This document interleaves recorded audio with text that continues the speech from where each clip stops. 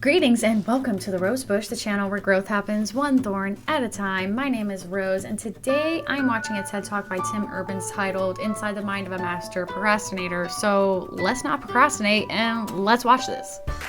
So in college, I was a government major, which means I had to write a lot of papers. Now, when a normal student writes a paper, they might spread the work out a little like this. So, you get started maybe a little slowly, but you get enough done in the first week that with some heavier days later on, everything gets done and things stay civil. And I would want to do that like that. That would be the plan. I would have it all ready to go, but then actually the paper would come along, and then I would kind of do this. Seems accurate. And that would happen every single paper. But then came my 90-page senior thesis. Paper you're supposed to spend a year on. That's really big. I knew for a paper like that, my normal workflow was not an option. It was way too big a project. So I planned things out, and I decided it kind of had to go something like this. This is how the year would go. So I'd start off light, and I'd bump it up in the middle months. And then at the end, I would kick it up into high gear. It's just like a little staircase. How hard could it be to just walk up the stairs? No big deal, right? I see this graph and I just see procrastination at levels, at intervals, and just like at the very end, it's just like high stress, anxiety, no sleep.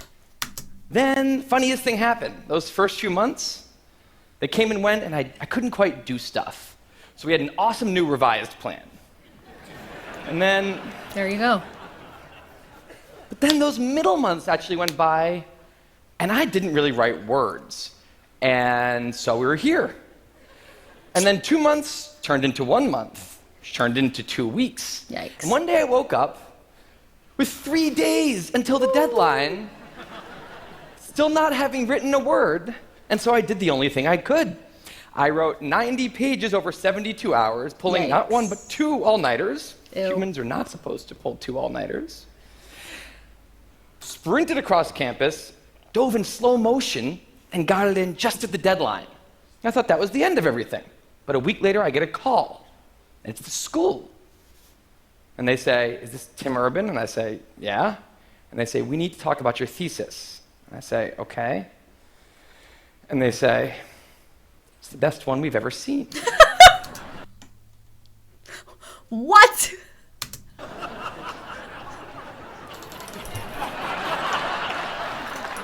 I'm with the crowd on this one. That did not happen. Oh, okay. It was a very, very bad thesis. I just wanted to enjoy that one moment when all of you thought, "This guy is amazing." No, it was very, very bad. Anyway, today I'm a writer, blogger guy. I write the blog Wait, But Why? And a couple of years ago, I decided to write about procrastination. My behaviors always perplexed the non-procrastinators around me, and I wanted to explain to the non-procrastinators of the world what goes on in the heads of procrastinators and why we are the way we are. Now, I had a hypothesis that the brains of procrastinators were actually different than the brains of other people. Sure. And to test this, I found an MRI lab that actually let me scan both my brain and the brain of a proven non-procrastinator. Is it Dr. Daniel Amen in Los Angeles? I think he's in Los Angeles. I want to go to his clinic. I want to specifically go to his clinic to have my brain scanned. And if you don't know who Dr. Daniel Amen is, look into it. And so I could compare them, and I actually brought them here to show you today, and I want you to take a look carefully to see if you can notice a difference. And I know that if you're not a trained brain expert, it's not that obvious, but just take a look, okay? So here's the brain of a non-procrastinator. Okay. Now, here's my brain.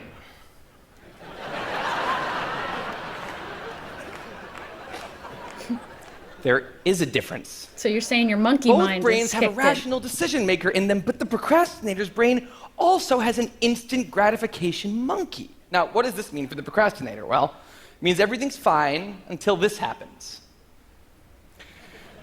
So the rational decision maker will make the rational decision to do something productive, but the monkey doesn't like that plan. So he actually takes the wheel, and he says, actually, let's read the entire Wikipedia page of the Nancy Kerrigan-Tanya Harding scandal, because I just remembered that happened. Then we're gonna go over to the fridge, we're gonna see if there's anything new in there since 10 minutes ago.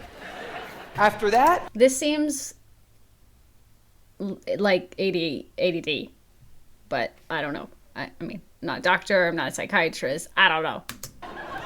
We're gonna go on a YouTube spiral that starts with videos of Richard Feynman talking about magnets and ends much, much later with us watching interviews with Justin Bieber's mom. The monkey All mind. of that's gonna take a while, so we're not gonna really have room on the schedule for any work today, sorry.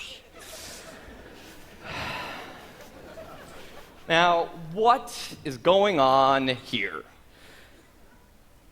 The instant gratification monkey does not seem like a guy you want behind the wheel. He lives entirely in the present moment. He has no memory of the past, no knowledge of the future, and he only cares about two things: easy and fun.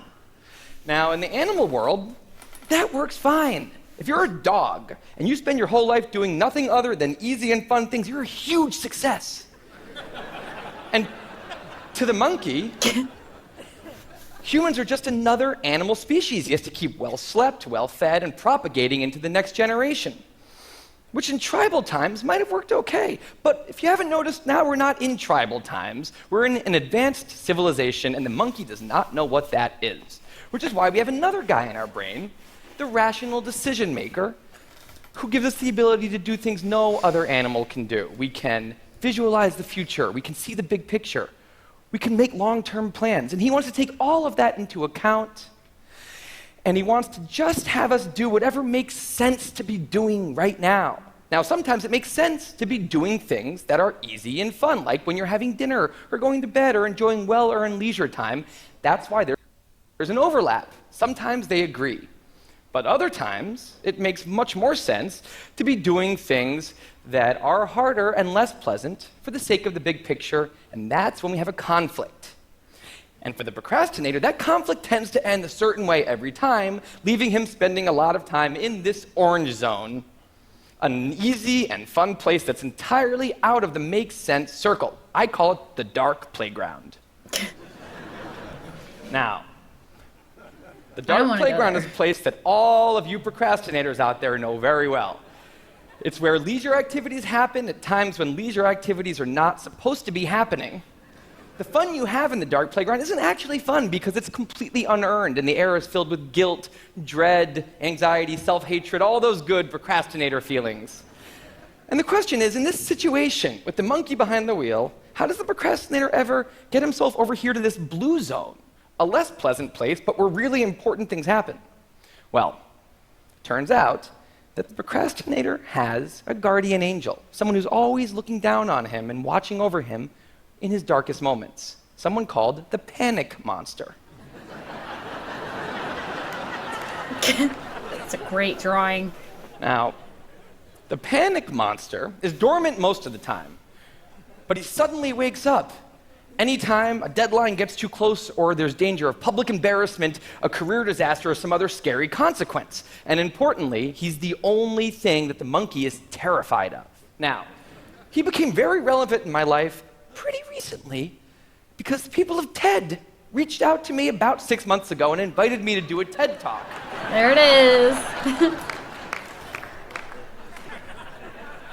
Now, of course, I said yes. It's always been a dream of mine to have done a TED Talk in the past.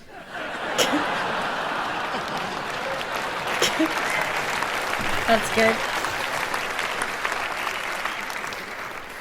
I just want to admire for a moment his stick figures. They're actually really well drawn. I feel like it's a better stick figure than I could ever draw. But in the middle of all this excitement, the rational decision maker seemed to have something else in his mind. He was saying, are we clear on what we just accepted? Do we get what's going to be now happening one day in the future? We need to sit down and work on this right now. And the monkey said, totally agree, but also let's just open Google Earth and let's zoom into the bottom of India, like 200 feet above the ground, and we're going to scroll up for 2.5 hours till we get to the top of the country so we can get a better feel for India.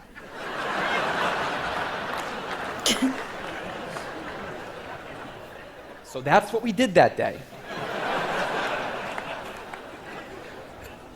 as 6 months turned into 4, and then 2, and then 1, the people of TED decided to release the speakers.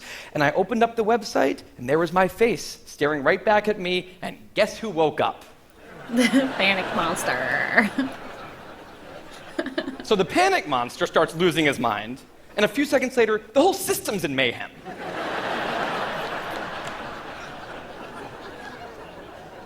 And the monkey, who, remember, he's terrified of the panic monster, boom, he's up the tree. And finally, the rational decision maker can take the wheel, and I can start working on the talk. Now, the panic monster explains all kinds of pretty insane procrastinator behavior, like how someone like me could spend 2 weeks unable to start the opening sentence of a paper, and then miraculously find the unbelievable work ethic to stay up all night and write 8 pages. And this entire situation with the 3 characters, this is the procrastinator's system. It's not pretty, but in the end, it works. And this is what I decided to write about on the blog just a couple years ago. Now, when I did, I was amazed by the response. Literally thousands of emails came in from all different kinds of people, from all over the world, doing all different kinds of things. These were people who were nurses and bankers and painters and engineers and lots of PhD students. And they were all writing saying the same thing. I have this problem too. But what struck me was the contrast between the light tone of the post and the heaviness of these emails. These people were writing with intense frustration about what procrastination had done to their lives, about what this monkey had done to them. Oh. And took a terrible negative turn. I thought about this. And I said, well, if the procrastinator system works, then what's going on? Why are all these people in such a dark place? Well, turns out that there's 2 kinds of procrastination. Everything I've talked about today, the examples I've given, they all have deadlines. And when there's deadlines, the effects of procrastination are contained to the short term because the panic monster gets involved. But there's a second kind of procrastination that happens in situations when there is no deadline. So if you want to have a career where you want to be a self-starter, something in the arts, something entrepreneurial, there's no deadlines on those things at first because nothing's happening at first, not until you've gone out and done the hard I feel like he's talking to me right now about this. 2 types. I feel like I'm this other one. work to get some momentum, to get things going. There's also all kinds of important things outside of your career that don't involve any deadlines, like seeing your family or exercising and taking care of your health, working on your relationship or getting out of a relationship that isn't working. Now, if the procrastinator's only mechanism of doing these hard things is the panic monster, that's a problem because in all of these non-deadline situations, the panic monster doesn't show up. He has nothing to wake up for. So the effects of procrastination, they're not contained. They just extend outward forever. And it's this long-term kind of procrastination that's much less visible and much less talked about than the funnier, short-term, deadline-based kind. It's usually suffered quietly and privately, and it can be the source of a huge amount of long-term unhappiness and regrets. And I thought, that's why these people are emailing, and that's why they're in such a bad place. It's not that they're cramming for some project. It's that long-term procrastination has made them feel like a spectator at times in their own lives. The frustration was not that they couldn't achieve their dreams, it's that they weren't even able to start chasing them. So I read these emails and I had a little bit of an epiphany that I don't think non-procrastinators exist. That's right. I think all of you are procrastinators. Now, you might not all be a mess, like some of us. And some of you may have a healthy relationship with deadlines. But remember, the monkey's sneakiest trick is when the deadlines aren't there. Now, I want to show you one last thing. I call this a life calendar. That's one box for every week of a 90-year life. That's not that many boxes, especially since we've already used a bunch of those. So I think we need to all take a long, hard look at that calendar. And we need to think about what we're really procrastinating on, because everyone is procrastinating on something in life. Yep. We need to stay aware of the instant gratification monkey. I have at least 3 things I can hold up right now related to this channel that I am just taking my time with. That's a job for all of us. And because there's not that many boxes on there, it's a job that should probably start today.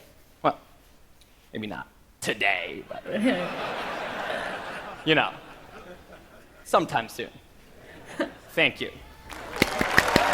Thanks so much for watching that TED Talk with me. I thoroughly enjoyed listening to what Tim Urban had to say regarding procrastinator. Sometimes I don't think I'm a procrastinator, but then when I look at things from a different lens, I'm like, oh, okay, I think I am like procrastinating on that. But sometimes it's really good. It's more or less like my body is telling me to take a break and to just do something else. And that's how I choose to like rationalize things. I'm very in tune with my intuition and my body and how I'm feeling. So I don't really choose to see like I'm procrastinating. I'm just listening to me, okay?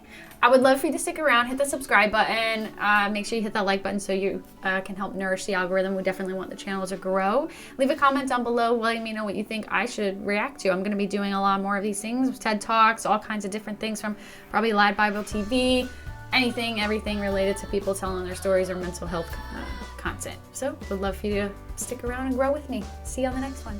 Bye.